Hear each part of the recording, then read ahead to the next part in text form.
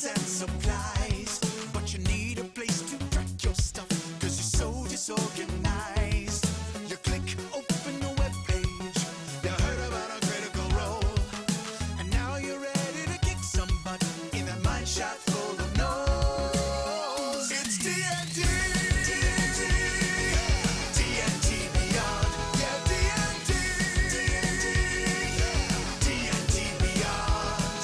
You got your stats, you got your swords, and you got your invisible wall. It's TNT, TNT Beyond.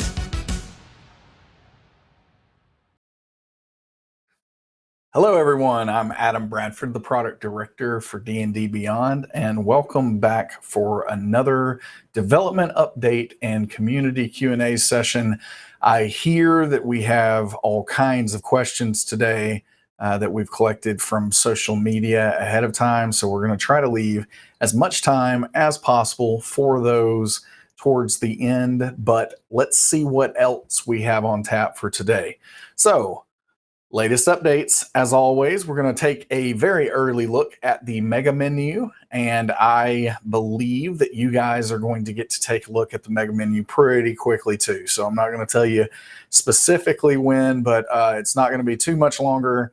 Looking forward to getting some visual improvements and just some usability improvements to the navigation for the website. Excited about that. We'll talk about upcoming, what's in progress. We'll provide a data update. So today is all about feats, nothing about hands, all about the feats. Sorry, that is a terrible but very inside joke that we have out here with the team. It has been a mainstay since day 0 of D&D Beyond. Everyone, every time someone says the word feats, says, but what about hands? So I had to throw that in here.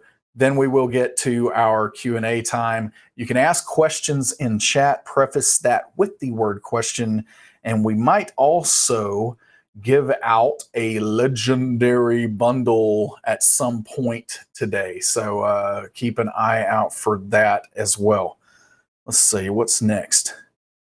So, latest updates, mega menus. As I shared last week, one of the things that we are trying to provide even more transparency to the community with is starting to show that, so for latest updates, we don't have anything from last week to this week that we have released to you, the public, but in an effort to demonstrate that we are not just twiddling our thumbs here, we're going to start showing a little bit more behind the scenes of exactly where some of this stuff is. And so we're tagging this with, WIP work in progress, but you're going to get to see mega menus here in just a second. We are on the encounter builder, as you have seen as of last week's development update. We've got some wireframes that are alive, and we're going to be iterating from there. And so, for instance, our current sprint goal with the encounter builder is for that thing that you saw last week. So I think the sprint closes next week. So the goal at that point in time, the target that we're trying to hit, is to have that working with the real math for encounters and pulling in real monsters instead of the wonderful cats. I mean, we love the cats that have been there, but we need to get rid of the cats and the challenge rating 1000 Sphinx and get some real monsters in there. So that's what this sprint goal is. And we'll continue to give you guys some early peeks at that. And then eventually we will get this out for subscribers to begin helping us alpha test. So excited to see when that time comes. And then for the mobile beta character sheet, our sprint goal at this point in time is to try to get essentially an internal build something that is working, that we can get out to kind of our company itself here, using some of what we are calling a rules engine, because as you can imagine in Dungeons and Dragons, there is a lot of math going on with a character. Ability scores, the way they impact skills, attacks, everything else, proficiency bonuses added into there, class features that then modify things on top of that, in addition to racial traits and things that you can get from feats. The list goes on and on. All of that math has been something that we have built up over time into the character sheet that you can use on the website or in a mobile browser today. But the really hard part, I think we could have gotten a mobile character sheet to everyone, before we have at this point. But we've got to think about the future and where we're really wanting to get with that, and that is offline access. So that offline access part of that is a difficult thing. So we're going to continue to try to get this into the app itself. Initially, that is going to be it's still going to require online access. So as we start to get this out into some alpha builds and all of that, it's going to require online access. But over time, as we are adding in the pieces that's going to help this work offline, that's when you're going to see that eventually when it hits the beta. It's going to have a reasonable offline kind of threshold for what you could play at that convention where there's no Wi-Fi or in the deepest, darkest basement imaginable. So that's kind of where we're working right now, is trying to get that completed into this current sprint that is going on right now. So let's take a look at mega menus a little bit. Oh, I'm seeing myself on the page here. I'm seeing myself like delayed though. I always love this part. So we've got mega menus coming. We're going to have all of our sources rearranged into one place. You're going to be able to use a scroll wheel to get back and forth to all of the different products very quickly and easily. Obviously, you can use the arrows too if you'd like to do this. And the idea is we're going to be trying to make this as accessible as we can over time anyway. So we'll continue to look for other ways to make sure that you can navigate between these sources here. But you can click on a source that's going to get you where you need to be with that source. So you got a new sources category. There's going to be a game rules category. So all of this, when you're looking for your magic items, this is not quite final. I actually saw some mocks just a short time ago, actually, this morning that, again, work in progress. We're going to combine some of these elements, especially races and classes are the most viewed out of this content. And so they are likely going to take on a more prominence in the menu, but you'll still be able to get to all of these things in the new game rules section. Then we've got a creations section. And in this section, that's where you're going to see your characters, your campaigns, homebrew creations, your collection. This is also where you can browse and create homebrew content. So all of that is going to be happening in the creations section. Got a tools section. So you got a character builder, the Twitch extension. Obviously, this is going to continue to grow over time. We got this encounter builder that we're teasing. That should tell you a little bit that, it's not going to be terribly, terribly long, depending on your definition of terribly long, before we're going to start to, get that into the hands of some alphas, of some subscribers for alpha. But then we've got a marketplace section. Again, not done. We've got to even get some more images in here. But media section, this is going to have, several of the, it's going to have YouTube, Twitch type content. This one's a work in progress as well. But yeah, this is the mega menu. It's a dramatic improvement in my mind over the columns and rows that where you have to hover over something, go way down that column. Oops, my mouse slipped off. I've got to start over. And then I finally get there. And then I've got to go to another column. Oops, my mouse slipped off. I've got to start over again. All of that. So yeah, looking forward to getting this out. Don't expect this to take too much longer now that it is at this point. So wanted to give everybody a quick look at what was going on with mega menus. All right, let's see what is next. So in progress, again, mega menus coming very soon, very close. Challenges team is working on that encounter builder, and the characters team is working on the mobile character sheet. So all of those in progress things, that's what we're covering there. Upcoming, the next major feature that the content team will work on is content management. And I say major feature, there might be some effort being spent in the middle of releasing mega menus and some of and then this other major feature with content management where the content team is addressing bugs, potentially doing some more minor features, because that's something that we want to do, is continue to do quality of life improvements in between some of the major feature lists that we're doing. But content management's the next major feature. My characters page updates, AL validation, interactive maps. We've been talking a good bit about that. I think I saw some questions come in about it, so we'll talk a little bit more about it as well. Let's look at some of the data. So, characters with feats by level. All right, hold on. I'm going to mute myself for just a second.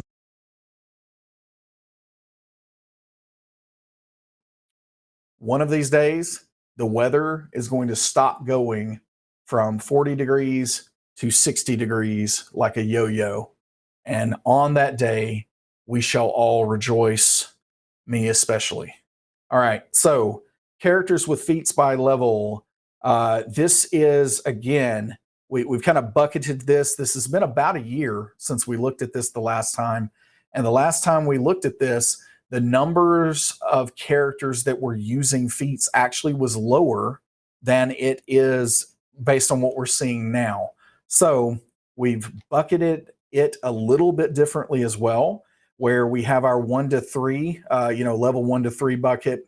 Obviously, that is only variant humans that are represented there. But then from 4 to 7, fourth level is the first time that any class that's in a game that's using feats can access a feat. And so you see that 34% of active characters have feats within that bucket. So that is a pretty considerable amount of usage, considering a lot of times at those earliest levels, when you get that first ability score increase, most of the time you're going to hear people tell you that you need to max out a stat, you need to get to 20, you need to get to 20. So with 34% of the active characters having feats, you're seeing that people are choosing to delay that climb to get to 20 with their ability score increase, and instead opting for a feat. Feats are fun. Feats let you do some really interesting and crazy things. So people are even using them in that bucket. You see that by the time active characters are between 8th and 11th level, almost half of the characters are using at least a single feat. And then you get into levels 12 through 16 and 17 through 20, you see the number gets a little bit higher. So, at that point, a little over half of the characters are using at least 1 feat on the character. So the last time that we looked at this, I looked at this yesterday. I'm fairly certain that the higher tier here was somewhere in the mid 40s, so not quite 50%. So we've seen a little bit of an increase in the amount of feat usage with active characters at this point. Now we have a much larger sample size at a year later than we did at that point in time. All right, let's see. So the top feats now, this is going to be across all classes. So this is not considering classes in any shape, form, or fashion here. This is just characters in general. These are the most popular feats and the distribution for those feats. So Warcaster seems like it is, almost mandatory for the classes that tend to, be in combat while they are trying to cast spells. Tough is actually a surprising one to me. I like tough. My character in Heroes of the Vale, Briv, after he maxes out his Constitution to 20, you better believe that he will be picking up tough at some point after that, even. So I am a big fan of this feat. I'm surprised that it is as prominent across our active characters as it shows here. Lucky is a very broken feat. Oh, sorry. I don't guess I'm supposed to say that. Lucky is a very good and strong feat. And so that one doesn't surprise me. Sharpshooter, very popular. Observant. I would love to see what Chad is saying about Observant and why it might be as popular as it is. But primarily because there aren't a lot of feats that apply to those ability scores. So you get the one ability score increase plus some advantages from the feat itself. Alert, very strong feat. Dual wielder and great weapon master. You see that those are very, very close, but dual wielder is higher than great weapon master across all active characters at this point in time. When we looked at this last time, Great Weapon Master was in the top 4. So it was actually slightly higher than Sharpshooter. So it looks like people are making more archers today than they were about a year ago. Again, much larger sample size. Sentinel Mobile, again, you can see all of these feats very, very prominent. And you even see a firearm specialist sneak in here. So these are the feats that are being used across all those active characters. And now the top feats by class. I'm going to have to mute one more time.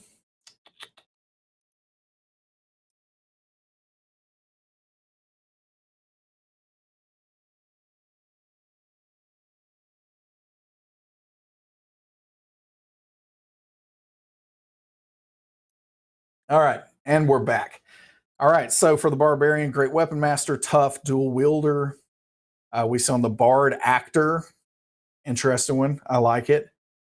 Makes a lot of sense. Lucky Warcaster. You're going to see Warcaster all over the place here because it is the most prominently chosen feat on D&D Beyond with active characters. Warcaster for the Cleric, Healer, Observant. Druid gets the Observant. Again, there's a pretty small window of feats that will apply to those ability scores. Lucky for the Druid. I like that one too.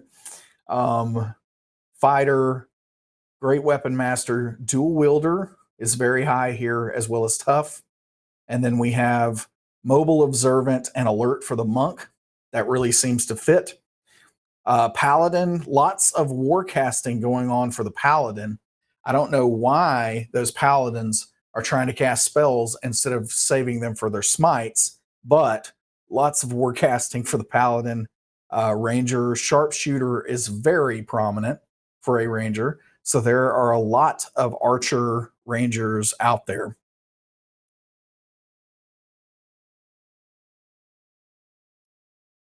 And Rogue, Sharpshooter as well, Sorcerer, Warcaster, Spell, Sniper, Tough for the Sorcerer. So that's an interesting one for me as well because we have previously looked a couple of weeks ago at how prominent the Draconic bloodline was for the Sorcerer, in the distribution, and that allows that Sorcerer to have one additional hit point per level.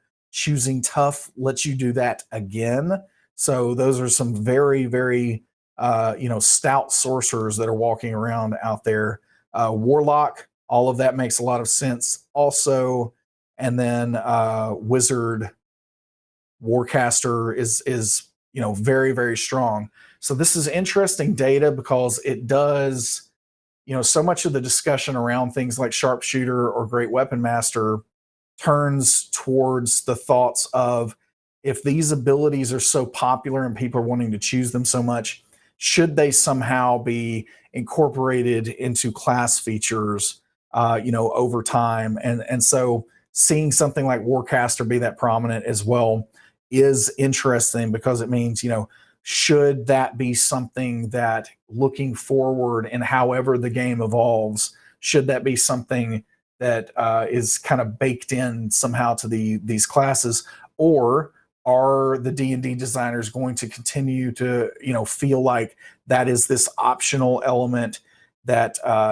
maybe it makes more sense for the game to have concentration drop more frequently, and that is the core of the game, and that's how it's going to go forward. But either way, really interesting to see the data and to see kind of have that information in mind when those thoughts are going on. All right, if you have questions about any of that, I'll get to those in just a second, because I think, yes, it is Q&A time. Now, I had a mountain of questions. I'm going to try to make this larger where I can actually see. Whole lot of questions. All right.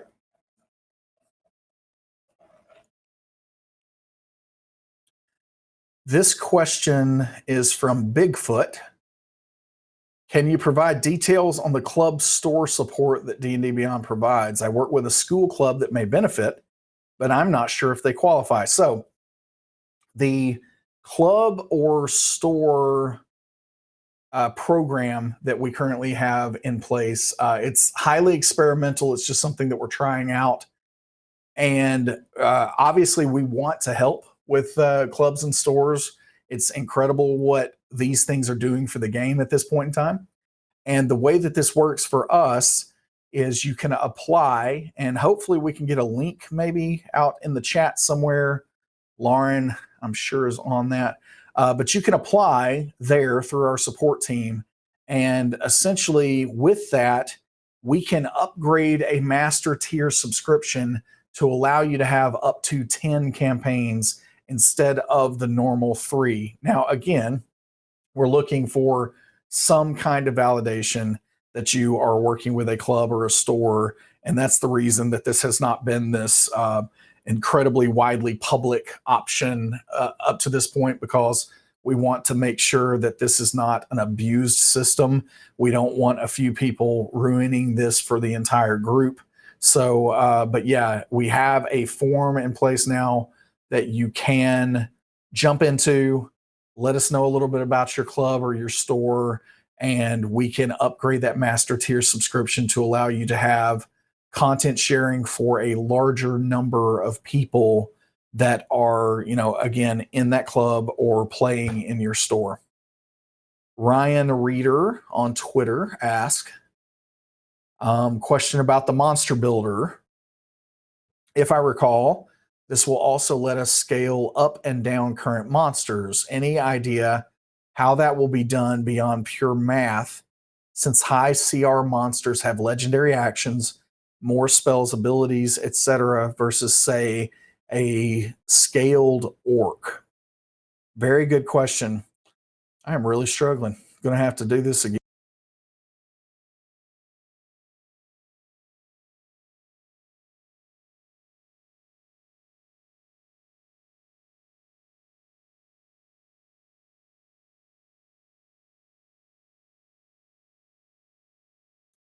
Hopefully you guys don't hear the fan on behind me, but I think I'm getting too hot. It's hot in this place. All right, so maybe running a fever. I may need to just completely quarantine the office and go home after this, but we'll see how it goes. All right, so question about the monster builder and how are you going to scale legendary or more complex, we'll call them more complex creatures versus the more simplistic kind of mechanically simplistic creatures. Then this is all going to come down to the secret math that Wizards of the Coast has that determines all challenge ratings. So we have access to what the D&D team uses to determine challenge rating in all of the published official material.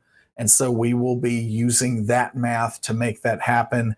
I can't say much more about it than that because it is kind of this proprietary system that's in place, but it will be able to handle those situations because it's a pretty complex, fascinating kind of picture that they have, and we will be tapping in directly to that. James Boots on Facebook. Update on progress of Encounter Builder, and how long should we expect before a combat tool or integrated initiative tracking tool is up for being worked on? I think the Trello board has that as a distant hope. We talking months or years? You are asking the wrong questions there, because I'm not going to talk about timelines. So it will happen, but not going to be able to answer your question, because we don't deal with dates or even those broad buckets that you're putting out there. I will simply say that the Encounter Builder will have some mechanism by the time that we get, into beta with that. It will have some mechanism for being able to run said encounter. Caleb Plynn, does the Encounter Builder base its selections off of challenge ratings or the stats themselves? Particularly, if you have a homebrew monster and didn't assign it a proper CR, will the Encounter Builder be able to tell? So it is doing it off of the CR. So if you have homebrew monsters that don't have a challenge rating, you better give them challenge ratings, because that is the way encounters are determined per the Dungeons and Dragons rules. Now, by the time we get to a monster builder, you're not going to have a situation where a homebrew monster is not going to have some version of a challenge rating. You will be able to override that, but it will by default have one based on the math that I was referring to in the previous question. Original Malcav, D&D Beyond is awesome and getting even better with every update. Thanks, Guy. Let's see, do you guys have plans to allow homebrewed classes? Yes, we do plan to allow for homebrew-based classes at some point in time. In Discord, I've been having some discussions of late with folks about how that would look and what that's going to mean for D&D Beyond, because the bottom line is making base classes is so open-ended that we will never be able to do to cover everything in a closed system. And so ultimately something like the very popular pugilist class, you probably could recreate that in what we will eventually provide for homebrew base classes. You will not be able to do some kind of entirely new class that uses an entirely different type of resource than anything we've seen in the game to this point. All of that is, we can't develop something for something we don't know about. And so therefore it's just not going to work when that time comes. So, but we will provide the system. And then if we see enough of, enough requests and enough feedback to include or incorporate some type of mechanic, then we could potentially add that to that system over time. All right. Dion Conover, Bear, maybe? I am interested in 2 answers. All right, we'll see what I can do. When can the mobile app expect character sheets? And will homebrew classes be something in the near future? Oh, so you are going to get 2 answers. And the first answer is, I'm not going to tell you when you can expect that in character sheets. It's maybe been a little while since I've explained our stance on that, but we are not going to tell you when anything's going to happen. I have it on pretty good authority exactly when mega menus are going to be in everyone's hands on the website, because we're that close that I pretty much know when that's happening. But I'm still not sharing that, because the moment that I say the day that that's going to happen, everyone's going to expect it. We may run into something catastrophic between now and then. And then as soon as we don't hit that date, there's disappointment, there's confusion, there is chaos in the streets. And so therefore, we do not talk about timelines. And so the answer to your first question is, I'm not answering that.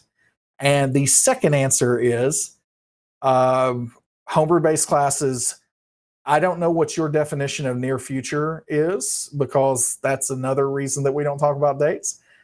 but it is something that we will do, and it is likely going to be tied to our overall bigger effort of kind of revamping the entire homebrew system that we're doing.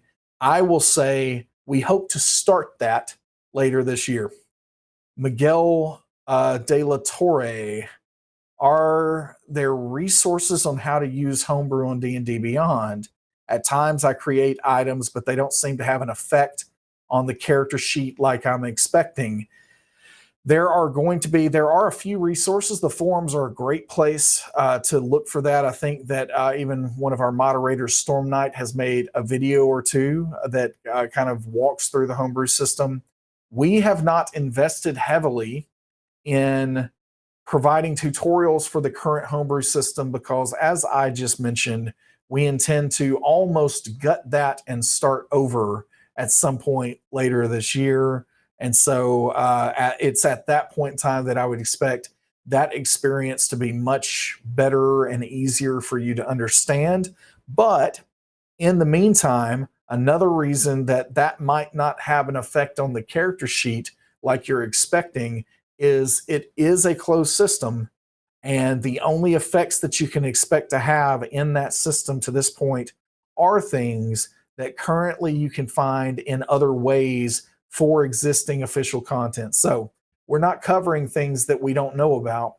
And so you might be expecting something, and your expectation might not align with some kind of mechanic that currently exists in the game. You're probably not going to be able to pull that off, and it's probably not going to work on the character sheet at this point in time. So if there are specifics, people on the Discord server in the homebrew discussion channel a lot of times can help you. So if it is something that should be working on the character sheet, you can get some help there, or the forums are in the homebrew section of the forums. Lots of help comes there. I encourage you to check that out. Buzzle Fett, I like that name. Are there any plans to allow for more control over character building in homebrew settings and rule sets, i.e., allowing different values of point buy for starting statistics? That is something we've talked about and likely will do at some point. Allowing feats or abilities to be added to a character sheet outside of the standard leveling system. That's something you can already do. So let's take a look at that. Let's see. Where are you at? There we go. All right. So let's take a look at how you do that. So my characters. Let's take a look at Mr. Briv Steel Marrow here. Zoom in where everybody can see how much of a beast this guy is. All right, so you can already add feats outside of standard progression. You can go to features and traits, go to feats, manage feats. And at this point in time, I can add Briv is definitely an actor. So I'm going to add that. You see that that comes over here, and actor is now available for Briv. And let's see, manage feats again. I can remove that. So you literally can just add any feat that you would like to your character at any given time at this point in time.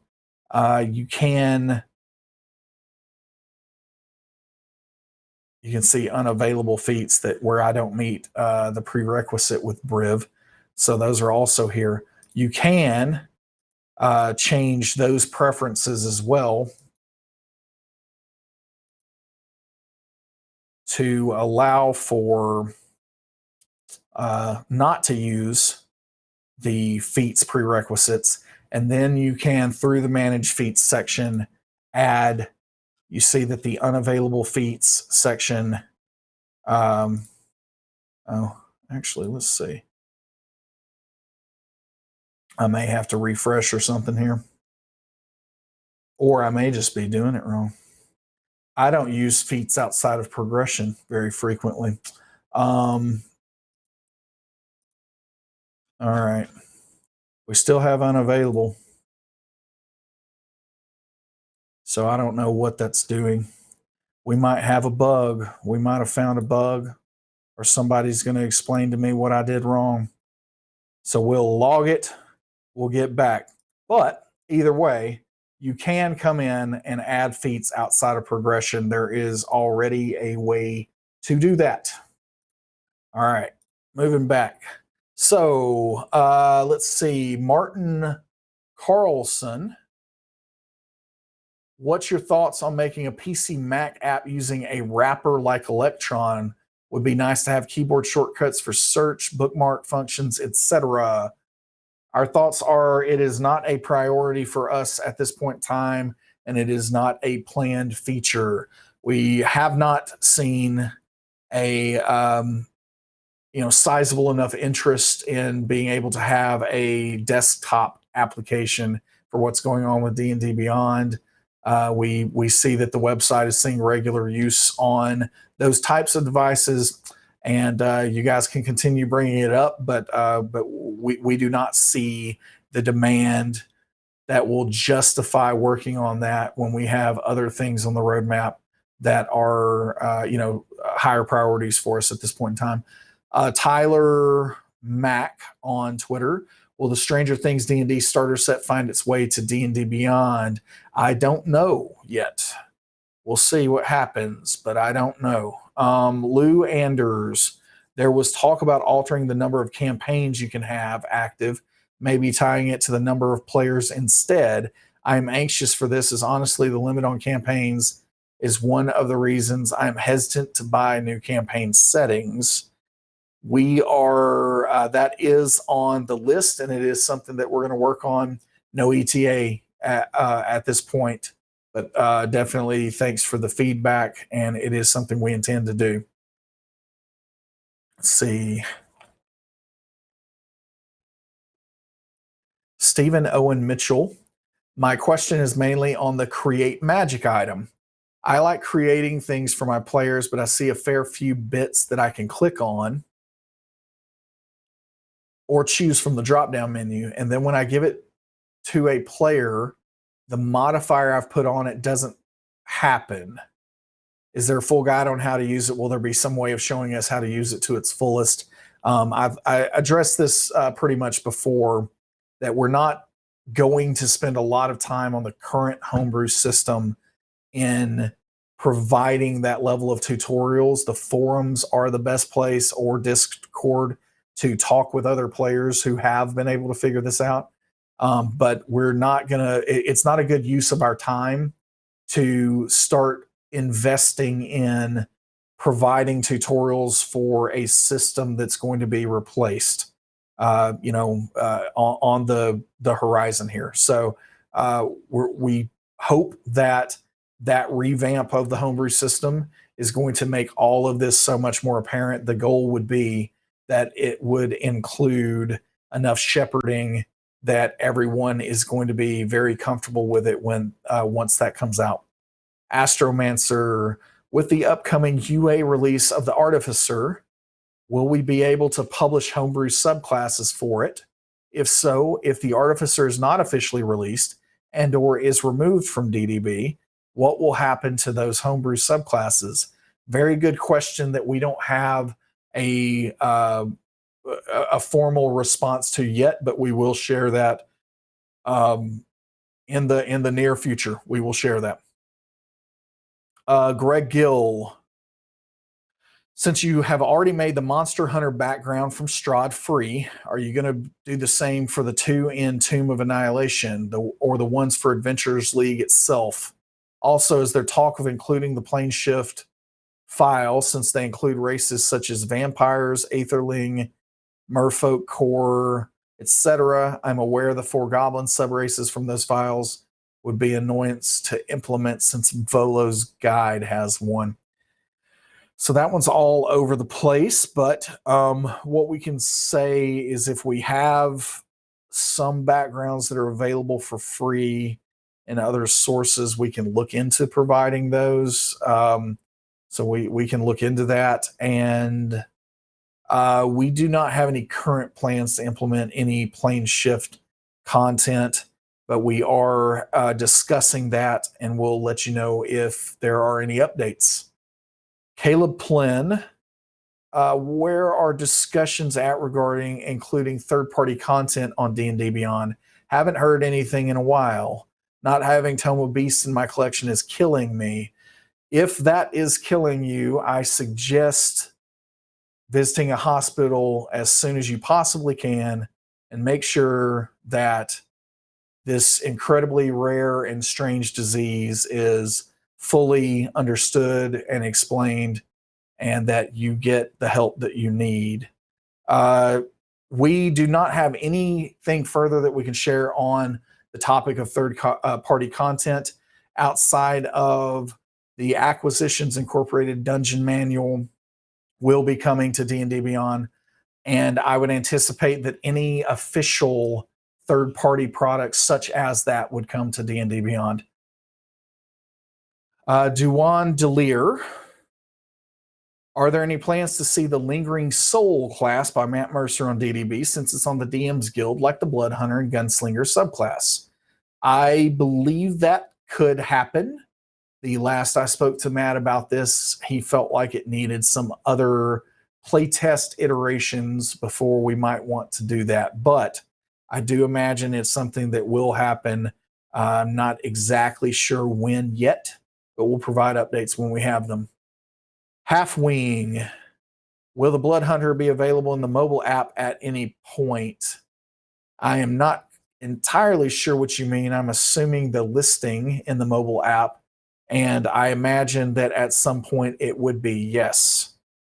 Stephen Henry Adolph, will we be able to enable or disable specific rule books during character creation in regards to Adventures League and specific campaigns that require only certain books? Yes, that is something that is on the short-term roadmap. Content management will take care of that, but then we're going to go a step further with Adventures League validation for characters themselves. And so, yes, that use case will be solved. Subsist Cyber, what a terrible username. I'm sorry, he's a moderator. I've got to poke him a little bit. Will D&D Beyond staff have a presence at TwitchCon this year? No current plans to do that, but we could potentially end up partnering with someone else at TwitchCon, very similar to what we did with the Dice Camera action game this last year. So we might have some kind of informal presence at some point, but we are not planning to, the staff itself is not planning to make that trip at this point in time. Doom Rice from Discord, will there be a dark mode of character sheets? And 1/3 of the world rejoiced with that question. I imagine we will figure that out at some point, but no ETA on it. Yamazu, is there any plan for custom backdrops for character sheets on D&D Beyond? There is a plan. There's nothing I can share on that plan at this point. Sorry. Mad Mulligan, is there any way to get a brief recap or summary of these Twitch streams? They're always in the middle of my workday. We have given a great deal of thought to trying to summarize what's going on in these streams, and the fact of the matter is that is incredibly challenging to do. Some of the questions have come up. Hey, just share the screens, the slides that you display and show during the streams.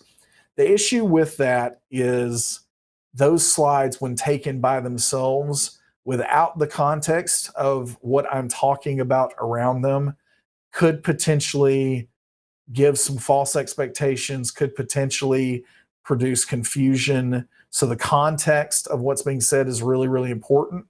Having said that, we've received this request from a few folks. We'll continue to see if that request continues to come in. We will put a little more effort into trying to figure out how we might summarize the dev updates. The best thing to do is it really is to look at the roadmap, the feature roadmap. So you can go to ddb.ac/feature-roadmap. You can look at a lot of the upcoming features and functionalities there.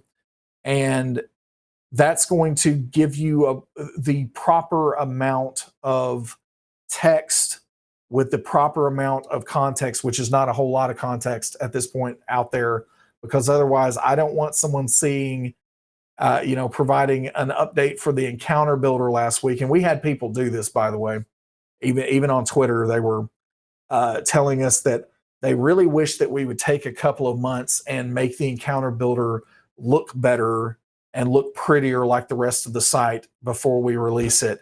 And of course, this was yeah, of course we're going to do that before we release that to the public. But even just little teaser photos sometimes produce that kind of confusion. So we want to avoid that with these dev updates.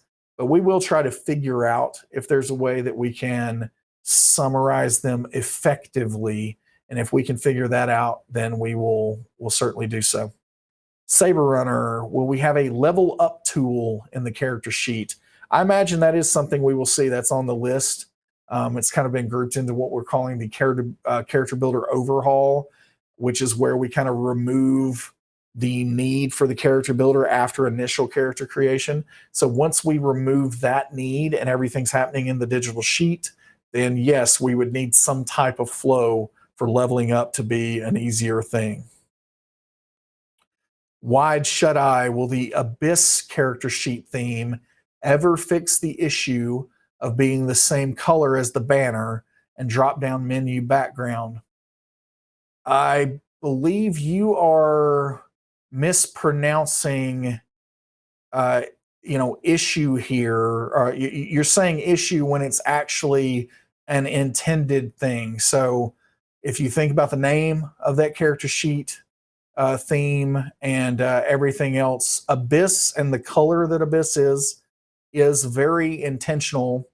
And if you do not want to use it because of those reasons, then I encourage you to pick one of the other options. But it is intended to be the same color as that because it is supposed to kind of indicate like this absence of things going on. Shut-Eyed Bandit, with the VTT being on the roadmap now, what types of discussions are being had regarding its implementation? That is far too open-ended of a question for me to be able to adequately address in this development update. Lots of discussions is the way I'll answer that one. Will the on-screen representation be that of a physical tabletop with all the necessary tool sets available to the regular tabletop player / DM?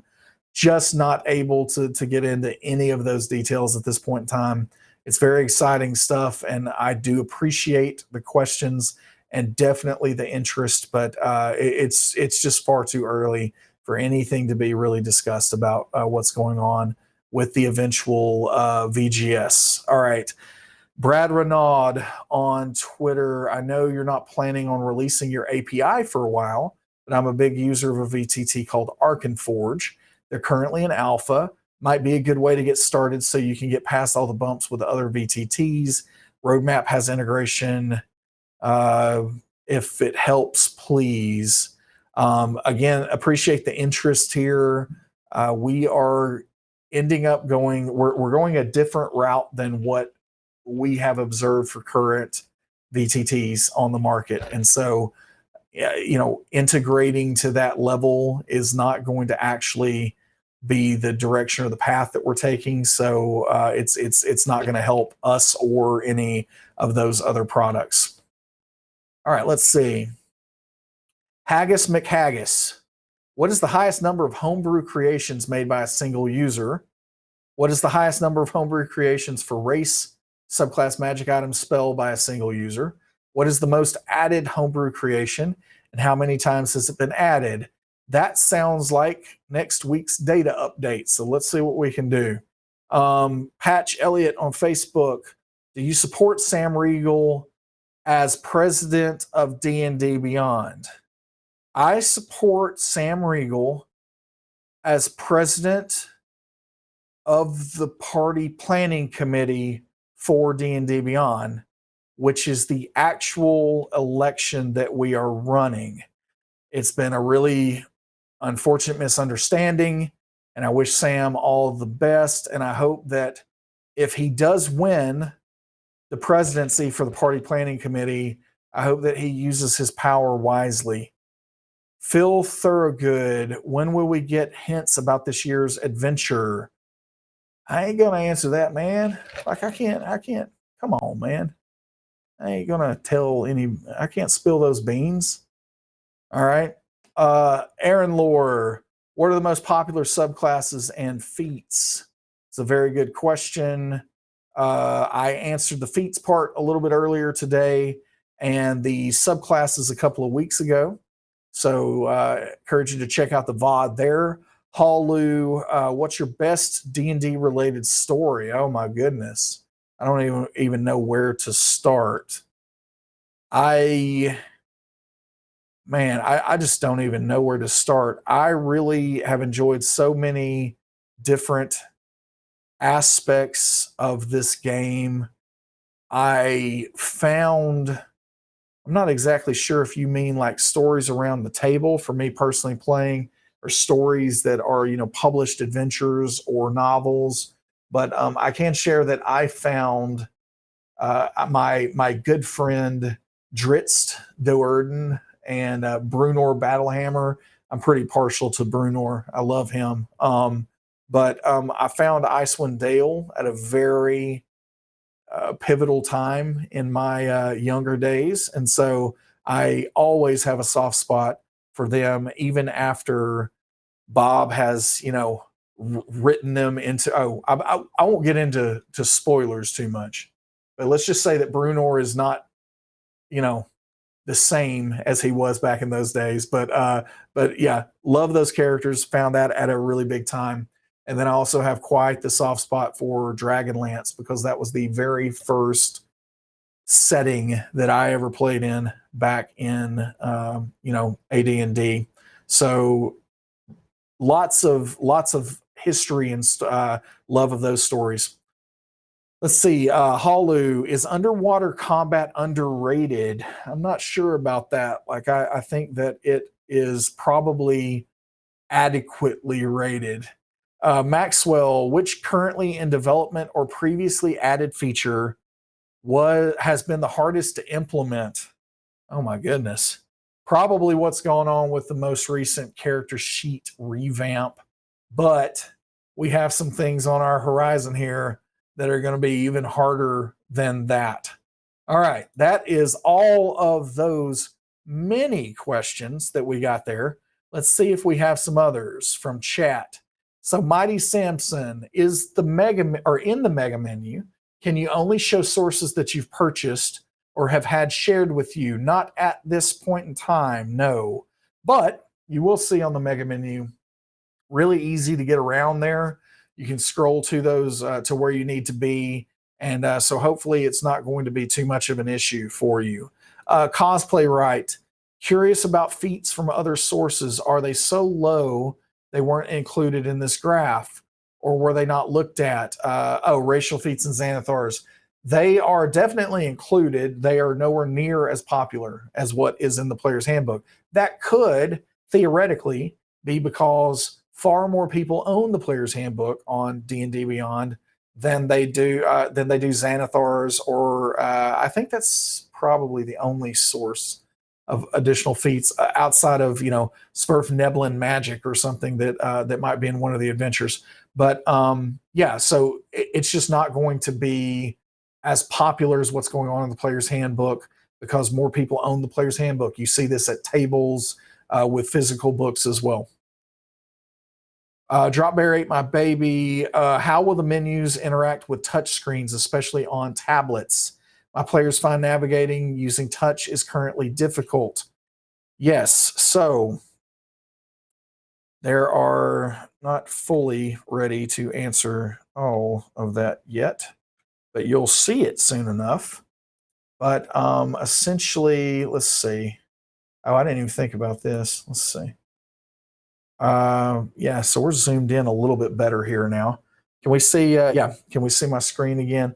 All right. So ultimately, if you go to one of these sections, all of what is available in the menu is also going to be available in the sections. So it's likely that the initial pass on tablet, on the those kinds of tablets, is game rules. You're here on this page. You go where you need to go. We are going to look over time at potentially changing up the entire mobile and tablet landscape, because we are not happy with what's going on with those two places. So you'll see some updates in the coming weeks and months on particularly mobile and tablet.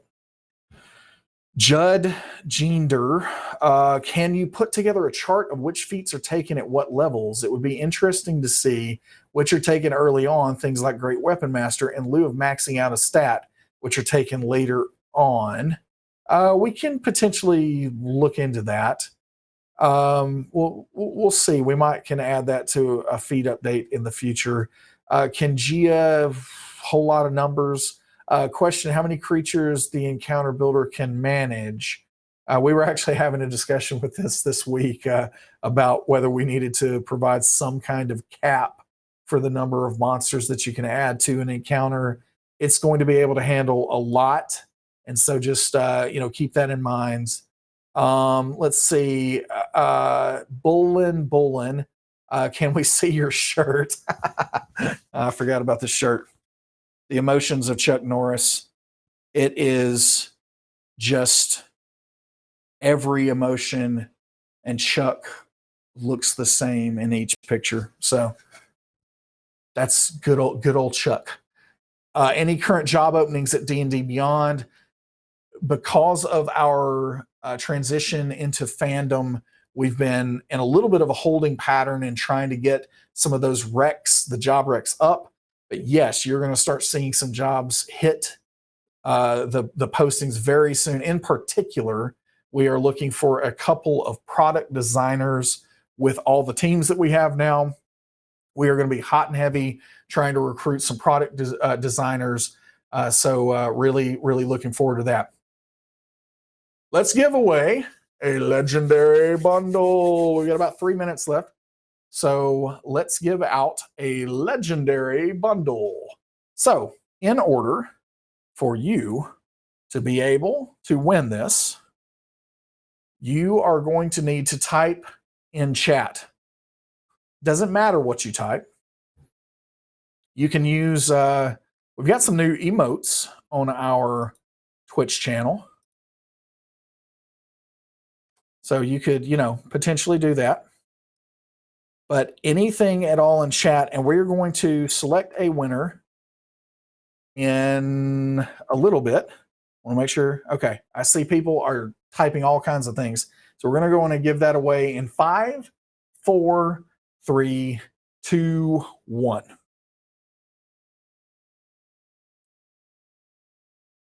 Mighty Hall. Mighty Hall. So you have come away with a Mighty Hall, and you've won a legendary bundle. Congratulations, Mighty Hall. Quite the Mighty Hall you have here. So I am hoping that my buddy Elliot is watching right now, and he can get you set up as soon as possible with that legendary bundle. Congratulations again.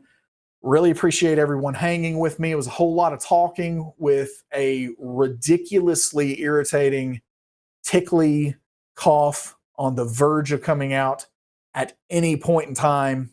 Like right now, it is just like trying so hard to come out, and I'm fighting it back. But thank you all for joining me today. Really appreciate the questions. Tons of questions. Please keep those coming. Happy to answer those. Really appreciate you guys hanging out with us. And congratulations to our legendary bundle winner again. And join us again next week for some more updates. Keep your eyes peeled for some mega menus pretty soon. Really looking forward to it. Thanks again. Have a great one. Talk to you soon.